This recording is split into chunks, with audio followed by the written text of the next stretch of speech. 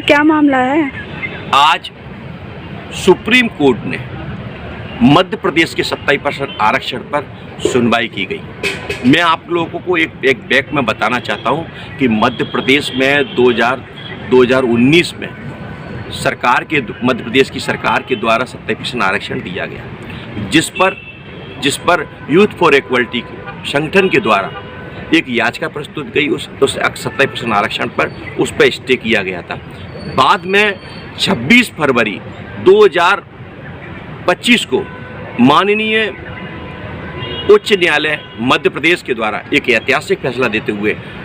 उस फैसले में स्पष्ट कहा है कि कानून पर किसी प्रकार की रोक नहीं होना चाहिए और ना ही इस पर कोई बाधा होना चाहिए। और उस याचिका को यूथ फॉर इक्वलिटी जो संगठन के द्वारा याचिका प्रस्तुत की गई थी उसको खारिज किया गया। उसी संगठन के द्वारा उस आदेश के खिलाफ माननीय सुप्रीम कोर्ट में याचिका प्रस्तुत की गई और आज उसकी सुनवाई हुई, जिसमें ओबीसी महासभा की ओर से सीनियर एडवोकेट वरुण ठाकुर और रामकरण जी के द्वारा एक मजबूती से पक्ष रखा गया। और उस जिस प्रकार से जो संगठन के द्वारा लगातार पूरे भारत के अंदर आरक्षण के विरोध में जो कार्य कर रहे हैं, न्यायालय के माध्यम से रोक लगाने का कार्य कर रहे हैं,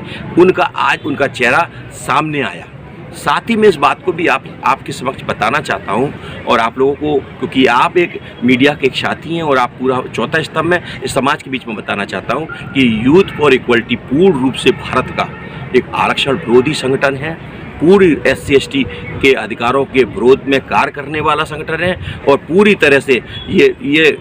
जो संगठन है पूर्ण रूप से मानवता के विरोध कार्य करने वाला संगठन है। लेकिन ओबीसी महासभा लगातार ऐसे संगठनों का मुंह तोड़ जवाब सड़क से लेकर न्यायालय तक देने का कार्य कर रहा है। मैं आप लोगों से भी निवेदन करूंगा कि जिस प्रकार से यूथ फॉर इक्वलिटी के साथ जो आज मध्य प्रदेश की सरकार का चेहरा सामने आया कि उनके द्वारा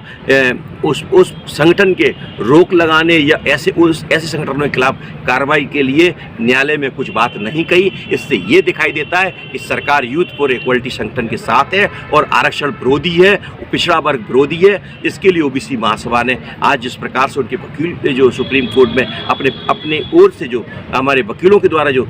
लगातार जो मजबूती से पक्ष रखा, जिसके कारण आज मध्य प्रदेश में पिछड़े वर्ग का 27% आरक्षण पर किसी प्रकार की रोक और कोई आंच नहीं आई।